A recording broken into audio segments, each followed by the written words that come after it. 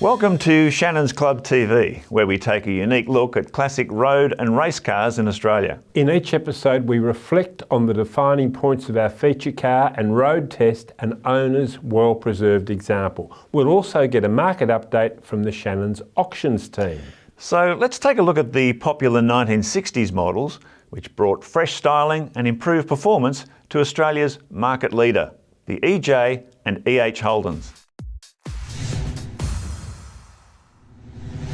From the announcement of the 48215 FX right through to the HQ in 1971, a new model Holden was front page news. GMH's slogan, Australia's own car, was taken up by the public and applied with little, if any, irony. The EJ looked stunningly modern in July 1962, but behind its sleek new styling lies a fascinating story of direct US involvement.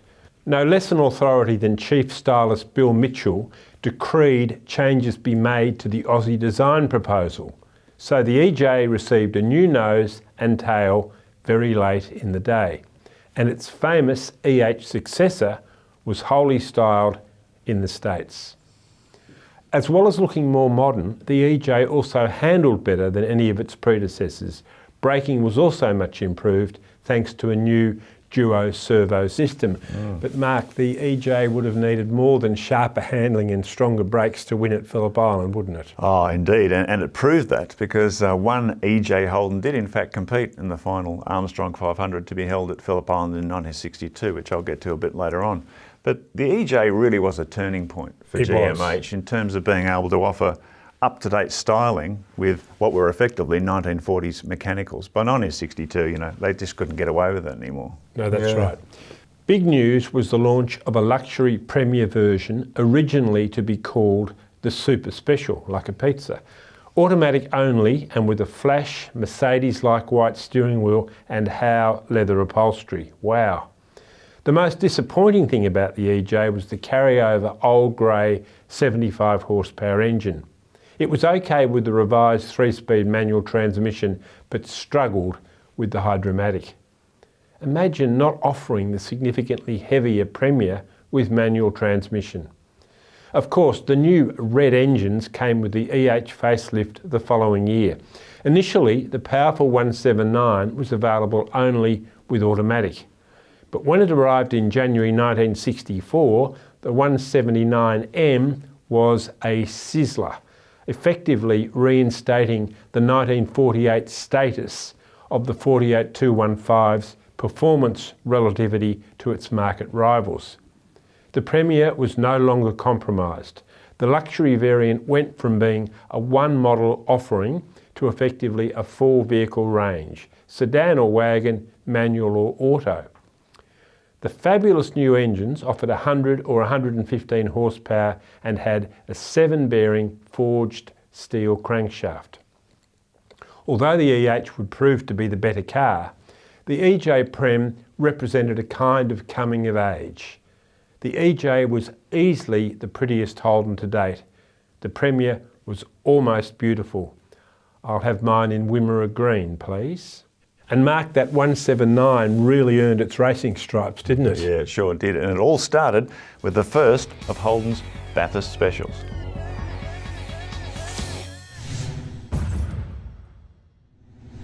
On the EJ's release, there was no doubt a collective sigh of disappointment from performance fans after discovering that the same 138 6-cylinder grey motor, 3-speed manual gearbox, banjo diff and tiny drum brakes were largely unchanged from the previous EK model.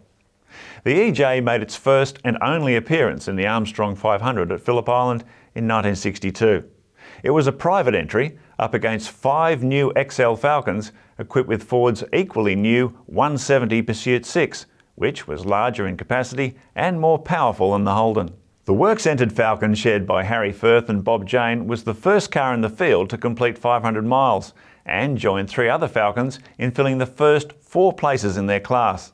The lone EJ finished 5th in the same class, 7 laps behind the winning Falcon. And the General was watching. John, it would have been hard for Holden to respond to the Ford's challenge, given GM's global ban on motor racing at the time, wouldn't it? Well, it would have, and you really didn't see many Holdens, even people, your private people who wanted to race them, because the car just wasn't competitive, really, was it? Yeah, it was a bit of an issue. I mean, you saw some dealer-entered cars and things, but they're very, very low profile in those early years of the race, and it really took the EH to step things up. I remember from the telecast with the EJ, it was the Molly Bond EJ That's Holden. right. Yeah, it was a long time ago, wasn't it? it was. In 1963, the Armstrong 500 moved from the crumbling Phillip Island circuit to Mount Panorama, prompting Holden to respond to Ford's challenge with clandestine development of its first Bathurst Special based on the latest EH model. Codenamed S4, less than 130 were built. It was the first EH to pair Holden's new 1796, the famous red motor, with a 3-speed manual gearbox in series production. Each engine was effectively hand-built with great precision and matched with tougher drivetrain, better braking, stronger wheels and a larger fuel tank. Holden would have been confident that its S4 could whip the 170 Pursuit Falcon in the first Bathurst 500. However, behind the scenes, Harry Firth had convinced Ford to switch to the new Cortina GT, which was much smaller and lighter with superior front disc brakes. As a result, reigning champs Firth and Jane again claimed outright line honours and won their class by more than a lap ahead of the highest placed S4. Even so, it was a gutsy first effort by Holden, and many of the components developed for the S4 ended up in the mainstream EH179 manual the following year, by which time the S4 was dead and buried, but Holden's Bathurst Odyssey had only just begun. You can read many other great road and race stories on the Shannons Club website.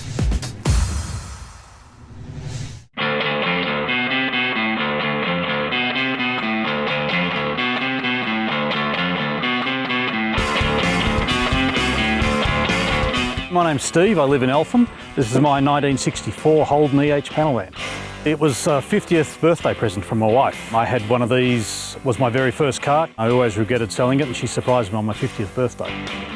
The original owner bought this car back in 1964, owned it for 37 years, kept a meticulous handwritten logbook of everything he did to the car, every oil change, every spark plug, very well cared for. The panel vans were really working class, had no heater, no window washers, only a lock on the passenger door only, that's it, they were pretty basic.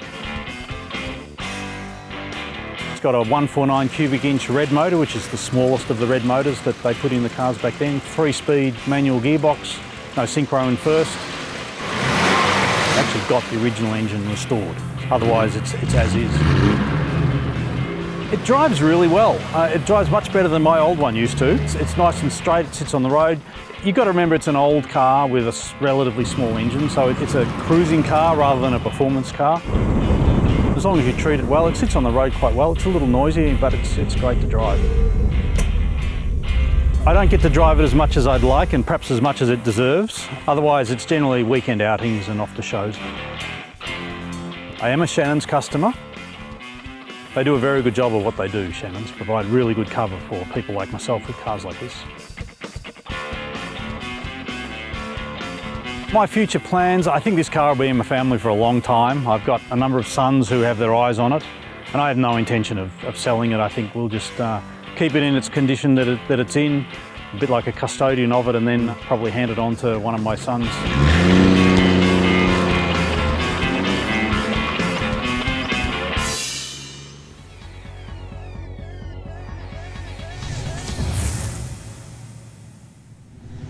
Shannons National Auctions Manager Chris Borrabon has dropped by to bring us up to speed on the EJ and EH Holden. Welcome, mate. Hello, Mark. How are you? Welcome, Chris. Now, the EH Holden, isn't that just a treasure? I can remember, only a few years after it stopped being a new car, there was a bit of interest in the EH Premier. Yeah, absolutely. Look, I think, today I think is, we see that a lot. That EJ and EH club, is a very, very active movement, very active car club all over Australia. So. Does that that mean there are a lot of really pristine examples still remaining? They are actually. I think it's quite surprising how many good survivors are out there. That's great. Yep. Yeah. And the Premier model, we talk about pecking orders with any of these rings. The Premier in both EJ and EH would have to be the prime model, isn't it, in terms of collectability? It would have to, unless you can find the rare S4. Oh, the EH S4. EH S4. That's obviously quite special, and but you just don't see them these days. Yeah. But definitely the Premier, had a lot of Anasco accessories. The beautiful trim inside. Beautiful detailing, wasn't there? Yeah, And I love those white steering wheels. Oh, yeah. Very Mercedes-Benz, wasn't it? Absolutely, yes. Yeah. So I think they really got it right, at that stage, and I think the popularity of the cars today is probably an indication of that. It's also fair to say that it was a really good car. Like, a friend of mine's father was a solicitor, and his car was a 220 SE Mercedes, and his wife's car was an EH Premier, and I travelled in both of them, and I thought, they were, the Holden was just about as good as the Mercedes, really. Yeah, fantastic car beautiful for its detailing. day, Yeah. Now the S4, the first Bathurst Special, a lot of significance for Holden in terms of racing terms, but less than 130 built. What are your chances of finding one of those? And I guess there's the big opportunity for people to build fakes of that car too, wouldn't there? That's right. I think people have built tribute of the S4s, but yeah, to find a genuine S4 today is increasingly difficult. We do see a handful come through from an insurance point of view for re-evaluation of insurance, which is great, and that's a great opportunity to sometimes see some really great examples. But otherwise, we do get a few specials and premiers come through the auctions, which has been great. Yes. Now, speaking of premiers, of course, the EJ was automatic only, sedan only, and they changed that with the EH. Yes, Now, how do wagon EH Premier wagons sit versus Wouldn't that be the something? sedan? Yeah. Look, they're quite desirable. And if you can find them today, that's probably the hard part. But in the club scene, we have seen a handful of really good wagons. And they're worth similar money to the sedan? Absolutely. They're worth similar money, if not more sometimes, I think. But definitely, that's a really sought after feature for collectors out there. Okay, so for someone looking for one, is the EJ worth less than the EH generally? Generally, it is. Yeah, that's right. The EH seems to be the top hero. of the pecking order, the hero of that E series. Yeah. Wagons, utes, specials, standards, Panel vans. That's right. Yeah. Well, panel vans are again another increasingly hard thing to find. Yeah. Okay, so in terms of desirability, EJ, EH Premier, top of the order. Correct. If you can find an S4, a genuine S4, grab it. Absolutely. And then it works down from there. Works down from there, but as we said, the wagons variants, panel van variants are very hard to come by. So, Exactly. Yeah, good stuff. Thanks, Chris. No problem, guys. And for all the latest on the Shannons auctions, check out the Shannons Club website.